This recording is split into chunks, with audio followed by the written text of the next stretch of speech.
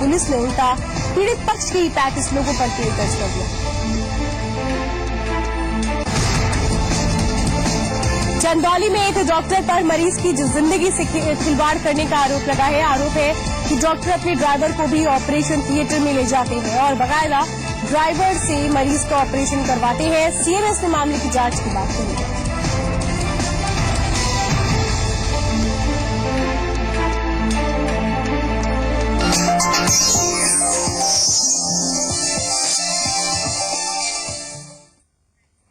नमस्कार, स्वागत है आप सभी का हमारी खास पेशकश आधी आबादी में। आपके साथ मैं हूं श्वेता एस त्रिपाठी। देश की आधी आबादी यानी महिलाएं आज आत्मनिर्भर होकर पुरुषों के साथ कंधे से कंधा मिलाकर चल रही हैं, लेकिन समाज का एक तबका ऐसा भी है जो महिलाओं की इस उड़ान पर लगा रहा है लगाम। बचपन में ही छीन लिए जाते हैं उनके सपने। जी हां, हम बात कर रहे हैं बाल विवाह की। ये एक ऐसी कुरीति है जिसकी वजह से एक बच्ची न सिर्फ अपने सपनों को साकार करने से रह जाती है, बल्कि खेलने कूदने की उम्र में उसके ऊपर डाल दिया जाता है जिम्मेदारियों का बोझ। तो बाल विवाह को लेकर आखिर क्या कहता है कानून और इस बाबत मानसिकता में बदलाव लाने की कितनी जरूरत है, आज इसी पर बातचीत होगी। तो चलिए शुरू करते हैं आज का ये सुनहरा सफर।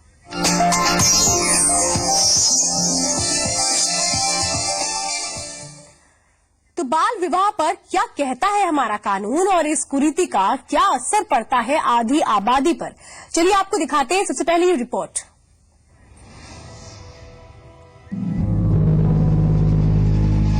जिस उम्र में लड़कियों के हाथों में किताबें होनी चाहिए, उस उम्र में उन्हें चूल्हा चौकी और बाल बच्चों की जिम्मेदारी निभानी पड़ती है। तमाम प्रयासों के बावजूद हमारे देश में बाल विवाह जैसी कुप्रथा का अंत आज भी नहीं हो पा रहा है। कानून के मुताबिक शादी के लिए लड़कियों की उम्र 18 और लड़कों के लिए 21 भले ही तय कर दी गई हो, लेकिन गांव में छोटे शहरों में अब भी बड़ी संख्या में नाबालिग लड़कियों की शादी करवा दी जाती है, जिसके कई कारण हैं। गरीबी के चलते माँ बाप लड़कियों को बोझ समझने लगते हैं। लड़कियों को पढ़ाने के लिए पैसा खर्च करने से कतराते हैं। लड़कियों को आर्थिक बोझ समझा जाता है। साथ ही सामाजिक प्रथाएं और परंपराएं भी इसकी अहम वजह मानी जाती हैं। यूनिसेफ की रिपोर्ट के मुताबिक देश में 47% लड़कियों की शादी 18 साल से कम उम्र में कर दी जाती है और 22% लड़कियां 18 साल से पहले ही मां बन जाती हैं। बाल विवाह कानून के प्रति ही नहीं, समाज और नैतिकता के प्रति भी अपराध है। बाल विवाह न सिर्फ लड़कियों की सेहत के लिहाज से, बल्कि उनके व्यक्तिगत विकास के लिहाज से भी खतरनाक है। कम उम्र में शादी करने से लड़कियां पढ़ाई से वंचित रह जाती हैं। शारीरिक रूप से परिपक्व न होने की वजह से उन्हें मातृत्व संबंधी परेशानियां झेलनी पड़ती हैं। कच्ची उम्र में गर्भ धारण करने के चलते उनकी जान को भी खतरा रहता है। हमारे देश में बाल विवाह रोकने के लिए कानून तो जरूर मौजूद है, लेकिन कानून पूरी तरह से लागू नहीं हो पा रहा, क्योंकि मानसिकता में अभी भी बदलाव नहीं आया है। आज भी समाज का एक तबका ऐसा है जो लड़कियों को कम करके आंकता है। वो लड़कियों की उड़ान पर लगाम लगाना चाहता है। तो बाल विवाह जैसी बुराई से निपटने के लिए जरूरी है कि पहले मानसिकता में बदलाव लाया जाए और इसके लिए महिलाओं को खुद ही जागरूक होना होगा और अपने साथ होने वाले अन्याय के खिलाफ आवाज उठानी होगी। श्रेया कथूरिया, जी मीडिया।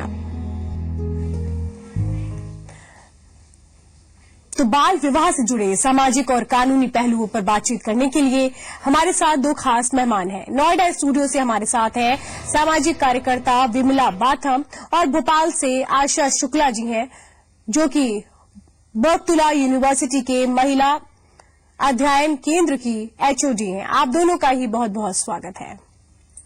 सबसे पहला सवाल विमला जी आपसे करना चाहती हूं। जब एक बेटी जन्म लेती है तो उसके साथ सबसे पहले अगर कुछ बात सामने आती है तो वो उसकी शिक्षा की नहीं होती है। बात होती है कि बेटी का जन्म हो गया, अब एक भार आ गया, अब इसकी शादी कैसे होगी। बेटी के जन्म के साथ शब्द कोई जुड़ता है तो वो है शादी। क्यों ऐसा होता है? समाज बढ़ता आगे है, लेकिन बेटी के जन्म के साथ हकीकत तो यही है, वो खुशी नहीं आ पाती। क्यों ये एहसास होता है कि शादी की जिम्मेदारी आन खड़ी हो गई है, कैसे इसको निभा लेंगे? एक्चुअली ये हमारे भारत में तो विशेष रूप से मैं कहना चाहूंगी कि ये प्रथा बहुत पुरानी है और अब तो खैर हमारा भारत भी हाईटेक हो रहा है, अब शायद उतना नहीं है जितना पहले था, लेकिन अभी भी जब बेटी का जन्म होता है तो सबसे पहले माँ बाप ये सोचते हैं कि बेटी की शादी करनी है। शिक्षा की बात शायद पीछे रह जाती है क्योंकि हमारे यहाँ जो 80% आबादी है वो गांवों में बसती है। हमें मास की बात करनी है, जो बहुतायत में लोग हैं। बहुतायत में लोग ऐसे ही हैं जो पहले बेटी को खुशी की बजाय वो ये सोचते हैं कि शादी में इसका पैसा खर्च होगा, इसको दहेज देना पड़ेगा, बेटी को बोझ की तरह वो लेते हैं, जो कि एक सरासर मैं समझती हूँ आज के युग में देखते हुए एक बहुत ही सोचना उनका मायने नहीं रखता और गलत सोचना है। अभी देखिए, अब तो शहरों में खासतौर से महानगरों में तो बेटियां और बेटे बराबर माने जाते हैं और अब कहीं कहीं गांवों में भी हम देखते हैं कि हमारे अभी खिलाड़ी 2-3 गांव से आई हैं जिन्होंने गोल्ड मेडल जीता है, ओलंपिक्स वगैरह में भी आई हैं। अब वो सब जगह नहीं है, लेकिन हाँ ये जरूर है कि अभी भी 70% या 75% ऐसी बच्चियां हैं, ऐसी बालिकाएं हैं जिनके माँ बाप उनको घर में रख के और उनकी शादी की फिक्र ज्यादा करते हैं। बल्कि अब तो बाल विवाह तो हमारे मदन मोहन मालवीय जी इतने पहले हुए थे जिन्होंने बाल विवाह के ऊपर विरोध अपना जताया था और कोर्ट भी अब बाल विवाह को परमिशन नहीं देता है। उसके बावजूद भी कुछ केसेस गांवों में कभी कभी हो जाते हैं। बिल्कुल। आशा जी, यही सवाल आपसे करना चाहती हूँ, एक बच्चे के जन्म के साथ क्यों एक असुरक्षा का भाव आ जाता है जो ये जोर देता है कि नहीं भाई, जितनी जल्दी से जल्दी हो सके इसको अपनी जिम्मेदारी समझते हुए दूसरे इसका जो एक परिवार माना जाता है, जो उसकी ससुराल होती है, जिसको मेन फैमिली कहा जाता है, वही भेज दो तुरंत। ऐसा क्यों? कैसे हम इस सोच को बदलें? नहीं श्वेता, मैं अब इस चीज से थोड़ी आंशिक अपनी असहमति व्यक्त करूंगी। अब ऐसा माहौल नहीं है। कानूनों के दायरे में और शासकीय नीतियों के दायरे में समाज में बहुत ज्यादा परिवर्तन है और अब इस तरीके की दृष्टियों में इसी कारण बहुत गंभीरता से हम परिवर्तन देख रहे हैं और बिल्कुल इस तरीके की बात को हम नहीं कह सकते कि नहीं ऐसा ही हो रहा है। चीजें बदल रही हैं। हाँ, बिल्कुल लोगों तक जहां अभी बहुत अवेयरनेस नहीं है, चीजों की जानकारी नहीं है, कुछ इस तरीके की सोशल एस्पेक्ट्स उनके दिमाग में है कि जब तक लड़कियों का मेंस्ट्रुअल प्रोसेस नहीं शुरू होता उसके पहले वो पवित्र होती हैं, उनके पहले शादी कर दी जाए। बट इन सब चीजों में बहुत बदलाव है और ऐसा ही हो रहा है। उसके बाद भी चीजें धीरे धीरे और बदल रही हैं। आशा जी, मैं उसी समाज की बात कर रही हूँ, मैं उसी जगह की बात कर रही हूँ। अर्बन एरिया को अगर आप छोड़ दें तो ऐसा नहीं है कि रूरल एरिया पार्ट नहीं होते। सवाल ये है कि देश तभी तरक्की करता है जब हर तबका तरक्की करता है। ऐसे में मैं यही एक बार सवाल आपसे उठाती हूँ कि हम अगर रूरल एरिया में चले जाएं, जहां अभी भी शिक्षा की कमी है, जहां अभी भी माँ बाप को लगता है बेटी का जन्म यानी कि खुद को असुरक्षित महसूस करना, उस मानसिकता को कैसे बदलें? कैसे ये बताएं कि भाई लड़की बोझ है नहीं, मौका तो दो उसको, तब वो कुछ बढ़ के दिखाएगी। निश्चित तौर पे महिला सशक्तिकरण के लिए, महिला सुरक्षा के लिए जितनी चीजें हो रही हैं, मुझे लगता है सरकारी स्तर पर, महिला बाल विकास विभाग के स्तर पर, महिला अध्ययन विभागों के स्तर पर, एनजीओ के स्तर पर निरंतर उन मुद्दों को उन सारे लोगों के पास हम लोगों को ले जाना चाहिए और उन्हें निश्चित तौर पर बताना चाहिए कि अब आधी आबादी का मुद्दा आधी आबादी का नहीं, पूरी आबादी का है और बाल विवाह जैसी चीज को किसी भी हद पे प्रमोट न किया जाए। क्योंकि अगर एक लड़की इन सब चीजों की कुरीतियों की शिकार होती है, चाहे स्वास्थ्य की दृष्टि से, चाहे सुरक्षा की दृष्टि से या गंभीर कुपोषण, मातृत्व, इन सारी दृष्टियों से अशिक्षा के कारण, तो सारे समाज का अहित होगा और एक लड़की का अहित होने के कारण दो परिवारों का नहीं, पूरे समाज का मुद्दा सामने आता है। तो सबको बढ़ के उन सारे इलाकों तक पहुंचना होगा जहां तक अभी हम नहीं पहुंच पाए हैं और ये सारी चीजें कुरीतियों के तौर पर अभी भी जारी हैं, कानूनों को सजा बता रही हैं। जी बिल्कुल आशा जी, आपके पास आऊंगी। विमला जी, एक बात ये बताइए, हम देश के कानून की बात करें तो इस कानून को सख्ती से लागू करने की हर जगह बात होती है, लेकिन अगर हम देखें तो दोनों तस्वीरें सामने हैं, अर्बन और रूरल, यानी कि शहरी क्षेत्रों और ग्रामीण क्षेत्रों की दोनों की तस्वीर सामने है। गांवों में अगर हम देखें तो आज भी हकीकत देखने को मिल जाती है कि भाई लड़कियों का बाल विवाह हो रहा है वहां पे, तो क्यों नहीं वहां इतनी सख्ती हो पाती है? अर्बन तो समझ रहे हैं कि नहीं ऐसा नहीं होना चाहिए, वहां पर क्यों नहीं इतनी सख्ती हो पाती? कानून जो है जो साफ कहता है अपराध है बाल विवाह, क्यों नहीं वहां पे पूरी तरीके से लागू हो पा रहा? वहाँ एक्चुअली क्या है कि वहाँ जो ग्राम प्रधान वगैरह हैं या गाँव की जो पंचायत है, उनका अभी भी बहुत बोलबाला है और उनकी ही चलती है। और अभी तो बहुत अधिकार भी पंचायत को मिल गए हैं। तो मुझे लगता है कि शायद वो लोग उसमें शायद सहभागिता करते हैं। अब तो मैं कई बार ग्राम प्रधानों के भी मैं इंटरव्यू पढ़ती हूँ, टीवी में देखती हूँ कि वो भी विरोध करते हैं, लेकिन अभी भी काफी कुछ ऐसा है गांव स्तर पर जो वहां पर पूरी तरह से ये लागू नहीं है। वहां तो ये कहते हैं कि जल्दी से जल्दी लड़की के हाथ पीले करो और मुक्ति पाओ, गंगा नहाओ। पहले देखिए कंसेप्ट था, आपको ध्यान होगा कि कहते थे लड़की की शादी कर ली, गंगा नहाओ जाके। मतलब ये अपने आप में गंगा नहाना अपने आप में एक बहुत हास्यास्पद बात है कि लड़की ना हो गई, आपकी कोई वस्तु हो गई जिसको आपको निकालना है। ये बहुत मतलब एक मैं समझता हूँ समाज के लिए बहुत अशोभनीय ये शब्द है, और इसके लिए सबसे ज्यादा जरूरी है कि एनजीओ को आगे आना चाहिए। अभी आपको बताएं, अभी तो कुछ दिन पहले एक नोएडा जैसे हाईटेक सिटी में एक घटना घटी है, अखबारों में आई। तो जहां जब अभी अर्बन की बात हम करते हैं, अर्बन में भी कभी कभी जो इंटीरियर में हमारे गांव पड़ते हैं आसपास में, जो झुग्गी झोपड़ी एरिया है, वहां खास तौर से इस तरह की चीजें हो रही हैं, जो बिल्कुल कई बार तो उम्र छुपा लेते हैं। 15 साल की लड़की कहते हैं 18 साल की हो गई है जी, कई बार तो ये भी देखने में आता है। इसके लिए जो एनजीओज हैं, खासतौर से जो महिला एनजीओज हैं, वो तो जरूर इस तरफ ध्यान दें और पूरी शक्ति लगाएं कि आपके आसपास में कहीं ऐसा हो रहा है। गांव में भी आजकल काफी सतर्क महिलाएं हैं, काफी काम कर रही हैं, गांवों में भी ब्लॉक स्तर पे काम कर रही हैं। तो वो भी अगर इस तरफ ध्यान देंगी, ध्यान का मतलब अलर्ट रहना पड़ेगा हम सबको, जो भी सामाजिक कार्यकर्ता हैं, कि कहीं ऐसा अन्याय हो तो नहीं रहा, और उनको सीधे पुलिस लेके पहुंचे और सबसे पहले परिवार वालों को पुलिस उनको अरेस्ट करे, कुछ करे तो गांव पूरा देखेगा, तो एक मैसेज जाएगा कि हाँ ये ऐसा हो सकता है। पुलिस आपको जेल भी कर सकती है अगर आपने गलत काम किया। बिल्कुल, कानून का पालन नहीं किया तो। आशा जी, एक बात ही बताइए, क्या कहीं ना कहीं इस बात को और भी ये जो पूरा मामला इशारा करता है कि एक परिवार जो है, मानिए वो आर्थिक रूप से सक्षम नहीं है बच्चों के पालन पोषण के लिए, ऐसे में क्या उसके आगे एक मजबूरी आ जाती है? क्या देश में हम ये कहें जो रेशियो एक बढ़ रहा है उसकी ओर ये भी ध्यान देने की जरूरत है कि नहीं, जो उनकी आर्थिक समस्याएं हैं उसको कैसे दूर किया जाए, इस ओर भी ध्यान देने की जरूरत है? श्वेता, जो आपने एक मुद्दा छेड़ा उसमें हम एक चीज को आपके साथ एड ऑन करना चाहेंगे। इन्हीं बच्चियों के साथ कुछ फॉल्स मैरिजेस का मामला और बड़ा है।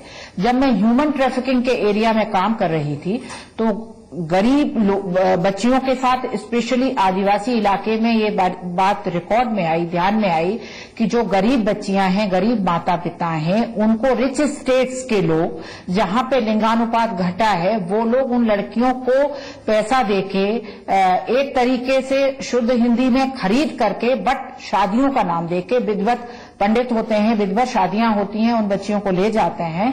फिर उन बच्चियों को ले जाने के बाद उनका पूरा इस्तेमाल उनका पूरा परिवार एक पत्नी के तौर पे, जितना पुरुष वर्ग है वो करता है। तो एक गरीबी के कारण इस तरीके से और लिंगानुपात घटने के कारण ह्यूमन ट्रैफिकिंग में बाल विवाह का एक फॉल्स मैरिजेस का भी एक स्वरूप सामने आ रहा है। ये भी एक बहुत गंभीर बात है और ये चीजें बढ़ रही हैं क्योंकि निरंतर लिंगानुपात हमारा अंतर बढ़ता चला जा रहा है। सवाल मैं यही इसीलिए कर रही थी कि जो एक आर्थिक तौर पर जो आप भी बात उठा रही हैं कि भाई अगर आर्थिक मजबूती नहीं होगी तो कोशिश ये होगी कि चलो अब जल्दी से जल्दी जो भी एक जिम्मेदारी उसको पूरा करो, लेकिन इस ओर भी तो हमें देखना होगा कि वो परिवार कैसे आर्थिक तौर पर मजबूत होंगे, जो उनकी बुनियादी जरूरतें हैं वो कैसे पूरी होंगी, इस ओर भी तो कहीं ना कहीं ध्यान देना पड़ेगा।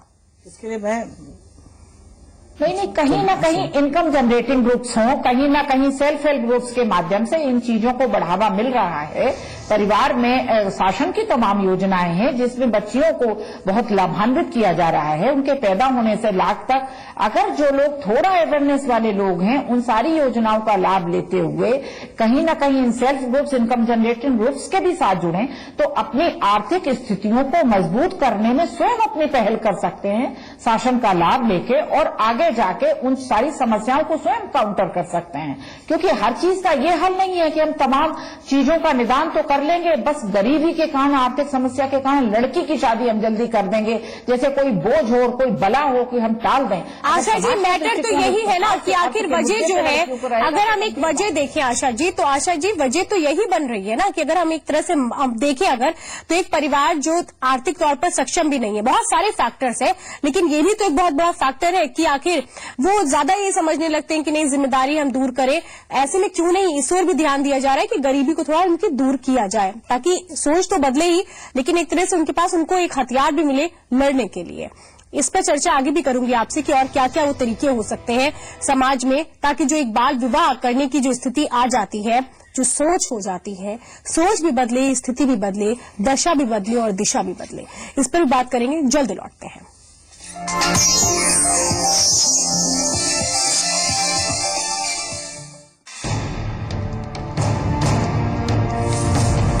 राहुल गांधी राजीव गांधी का कर्मक्षेत्र रहा है। चुनाव क्रांति के रूप में होगा, राजनीति में आंदोलन देखने को मिलेगा। कोई कहता है कि हम वंशवाद खत्म कर देंगे, कट्टर सोच नहीं, अब हमें युवा जोश चाहिए। ये कुछ ऐसे मुद्दे हैं जो चुनाव के इर्द गिर्द घूमते हैं, लेकिन इन सब के बीच अमेठी वासियों की किसी ने सुनी?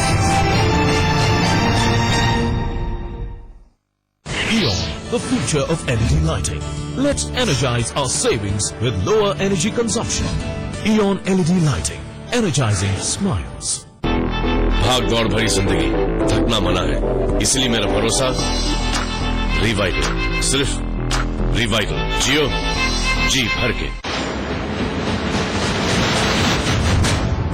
तो मैं तुम दोनों को तुम्हारी लंका से कुत्तों की तरह घसीट के ले जाऊंगा।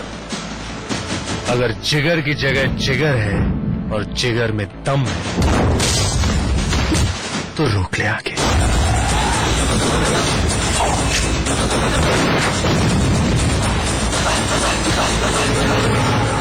हम गुंडे हैं, ना आज तक किसी के हाथ आए हैं और ना आएंगे। मम्मी, मैं तो टॉस करें, हेड्स या टेल्स। अब खुले बालों का भी गिरना मना है, सिर्फ 1 रुपए में। क्लिनिक प्लस शैम्पू में है मिल्क प्रोटीन फॉर्मूला जो बनाए बालों को मजबूत। मम्मी, खुले बाल। क्लिनिक प्लस, सिर्फ 1 रुपए में खुले बालों का गिरना मना है। कौन किधर है? सर वो नहीं आएगा, उसकी मैचिंग यूनिफॉर्म जो पुरानी है। नई शर्ट नहीं, पुरानी। नया रिन कपड़ों में लौटा है, नई जैसी सफेदी। और जगह छीनी नहीं जाती, बनानी पड़ती। रिन नई जैसी सफेदी, अब दाम और भी कम।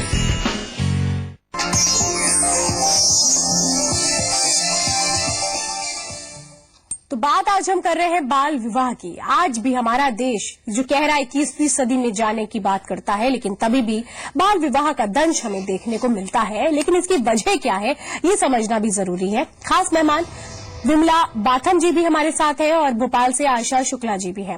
विमला बाथम जी, यहाँ पर बात हम आर्थिक संपन्नता, आर्थिक मजबूती की भी कर रहे थे।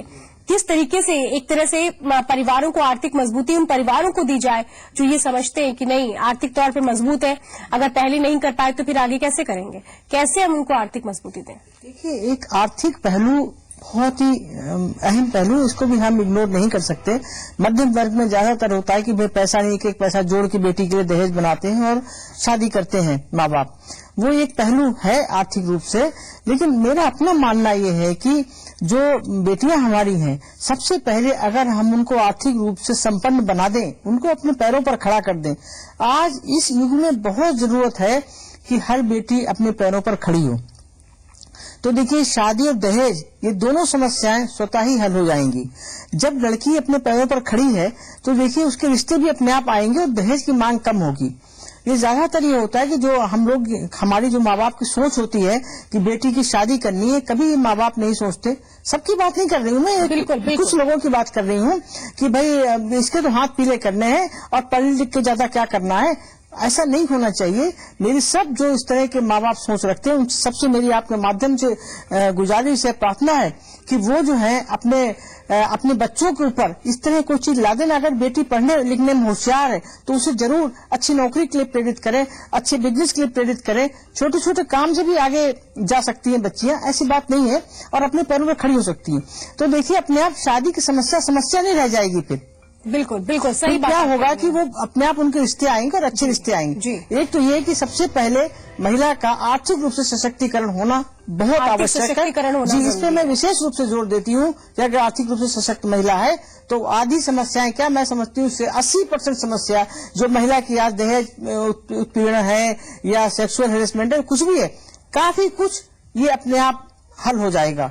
कुछ माँ बाप ये भी समझते हैं कि भाई बेटी है, इसको हाथ पीले हो जाए तो हमारी वो हो, क्योंकि आजकल इतनी ज्यादा ये भी आप देखते हैं छोटी छोटी बच्चियों के साथ कैसे कैसे अनर्थ हो रहा है। तो इस पे भी थोड़ा सा समाज को बहुत जागृत होना पड़ेगा और सख्त कानून बनाना चाहिए। और अर्ली मैरिज पे तो कानून बने हुए हैं, लेकिन उनका सख्ती से पालन हो। जी बिल्कुल जी। और एक दर्शक है इस वक्त हमारे साथ सहारनपुर से, सीमा है, चित्रा है हमारे साथ। चित्रा, सवाल कीजिए। चित्रा जी, जो एक टॉपिक हमने उठाया है, जाहिर सी बात है बहुत तरह के सवाल आपके मन में भी आ रहे होंगे, क्या सोचती हैं? तो मैं आपके इस चैनल के माध्यम से आपके इस प्रोग्राम के लिए आपको तहे दिल से बधाई देती हूँ। बहुत बहुत धन्यवाद। और मेरी जो पूजनीय बहनें बैठी हुई हैं, जो अपने विचार दे रही हैं, मेरी बड़ी पूजनीय है, बड़ी हैं, मैं इनको भी नमस्कार करती हूँ तहे दिल से। और ये बधाई के पात्र हैं कि हमारे लिए ये इतने सोच, इतने सुंदर धारणा हमारे लिए विचार रख रही है। और मैं ये कहना चाहूंगी कि देखिए, डिग्री कुछ नहीं होती, ये आज से नहीं बाल विवाह का प्रथा चली है, ये बहुत सदियों से चली भी आ रही है और ये हमारी ही बनाई हुई एक विचारधारा है। और सक्षमता क्या होती है, पढ़ाई लिखाई एक तरफ होती है, बहुत सी डिग्री लेकर भी उस डिग्री को कुछ नहीं मायना रखते।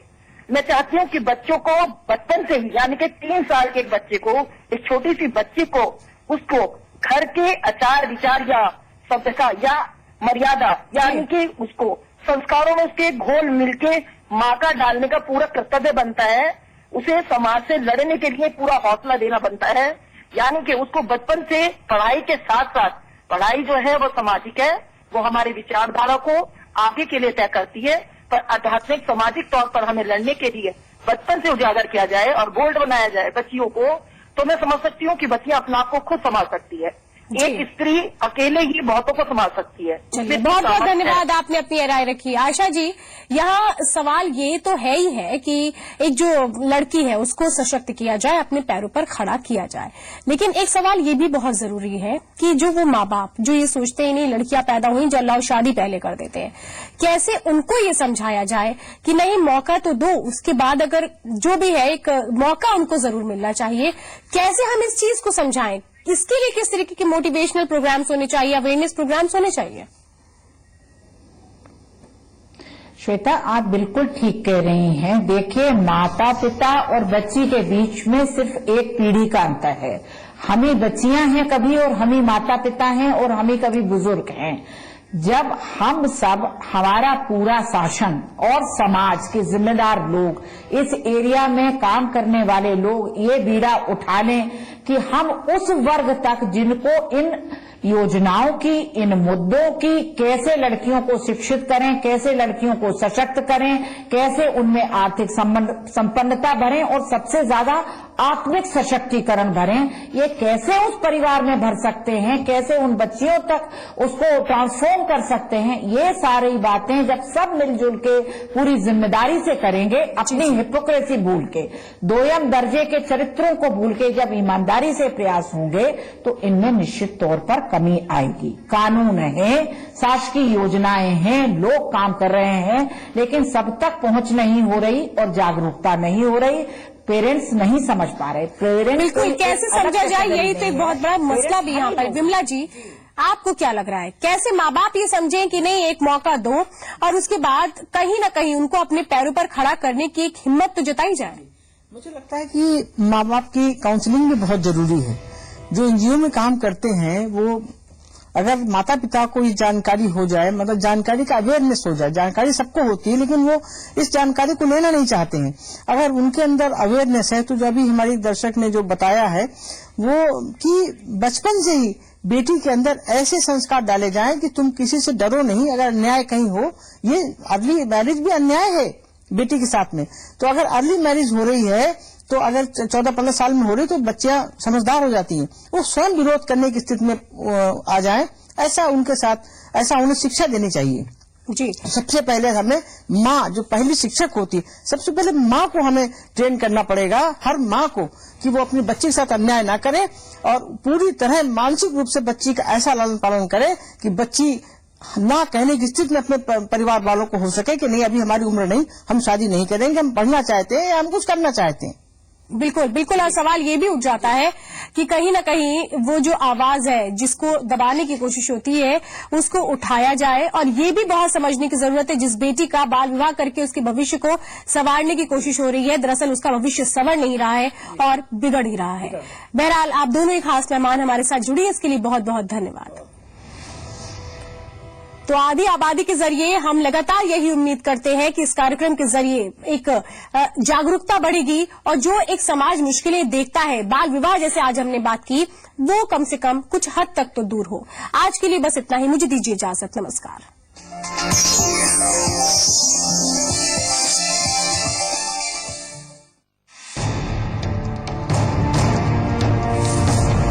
राहुल गांधी राजीव गांधी का कर्मक्षेत्र राज चुनाव क्रांति के रूप में होगा। राजनीति में आंदोलन देखने को मिलेगा। कोई कहता है कि हम वंशवाद खत्म कर देंगे, कट्टर सोच नहीं, अब हमें युवा जोश चाहिए। ये कुछ ऐसे मुद्दे हैं जो चुनाव के इर्द गिर्द घूमते, लेकिन इन सब के बीच अमेठी वासियों की किसी ने सुनी?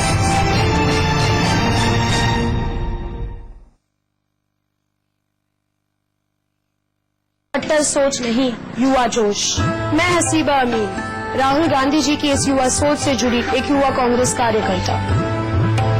हर हाथ शक्ति, हर हाथ तरक्की।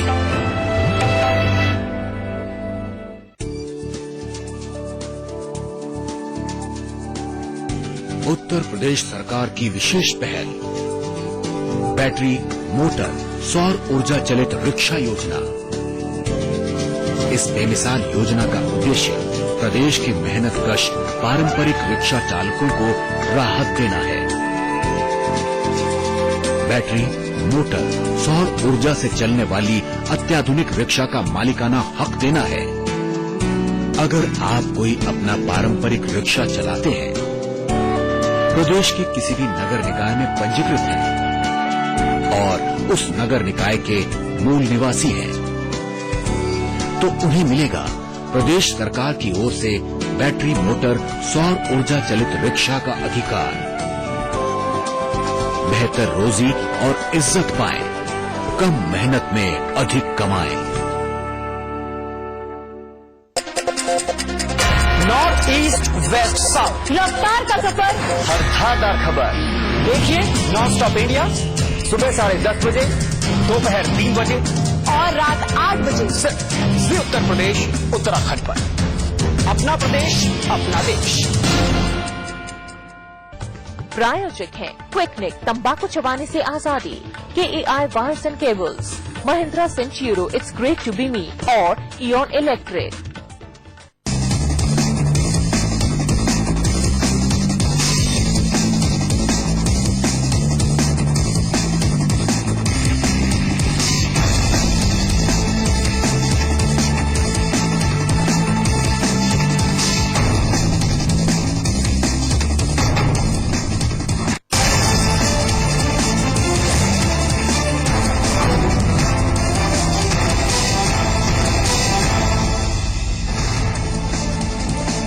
वेलिंगटन वनडे में भारत 87 रनों से हार गई है।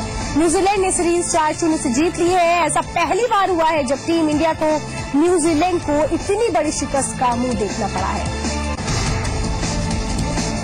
उत्तराखंड के मुख्यमंत्री विजय बहुगुणा ने अपना इस्तीफा राज्यपाल को सौंप दिया है। कल विधायकों की बैठक होगी जिसमें नए सीएम के नाम का ऐलान हो सकता है। सूत्रों के मुताबिक हरीश रावत नए मुख्यमंत्री हो सकते हैं। लोकसभा चुनाव से पहले यूपी में खटपट तेज हो गई है। खबर आ रही है कि पवार ने दिल्ली में मोदी से गुपचुप तरीके से मुलाकात की है। हालांकि पवार ने इसका खंडन किया है। हमारे खास कार्यक्रम सियासत की बात में एनसीपी नेता डीपी त्रिपाठी ने लोकसभा चुनाव के दौर में मोदी को राहुल से आगे बताया। हालांकि वो राहुल की पीएम उम्मीदवारी पर भी कुछ बोलने से बचते नजर आए। उन्होंने कहा कि कांग्रेस सहयोगियों के साथ अच्छा बर्ताव नहीं करती।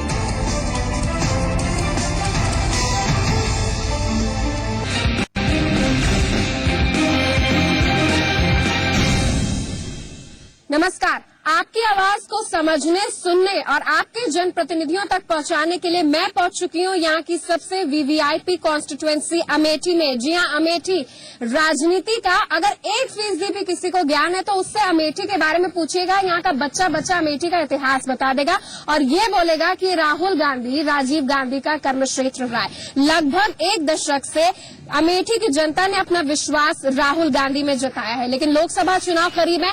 ऐसे में यहाँ के इस बार सियासी मुद्दे क्या है? भाई, केंद्र की तरफ से करोड़ों खर्च होता है, लेकिन असल हकीकत क्या है अमेठी की? जैसे कि कहा जाता है कि यहाँ पर चुनाव क्रांति के रूप में होगा, राजनीति में आंदोलन देखने को मिलेगा। कोई कहता है कि हम वंशवाद खत्म कर देंगे, कोई कहता है कि कट्टर सोच नहीं, अब हमें युवा जोश चाहिए। ये कुछ ऐसे मुद्दे हैं जो चुनाव के इर्द गिर्द घूमते हैं, लेकिन इन सब के बीच अमेठी वासियों की किसी ने सुनी? इस पर जानने के लिए तमाम पॉलिटिकल पार्टी के जनप्रतिनिधि हमारे साथ मौजूद हैं। उनसे रिएक्शन लेने की कोशिश करेंगे। उनका एजेंडा क्या है इस चुनाव के मद्देनजर, इस पर बात बारीकी से होगी। लेकिन सबसे पहले हम बात कर लेते हैं कांग्रेस की। लगभग 1 दशक से राहुल गांधी यहाँ पर है और राजीव गांधी का ये कर्मक्षेत्र रहा है। गांधी परिवार पर लॉयल्टी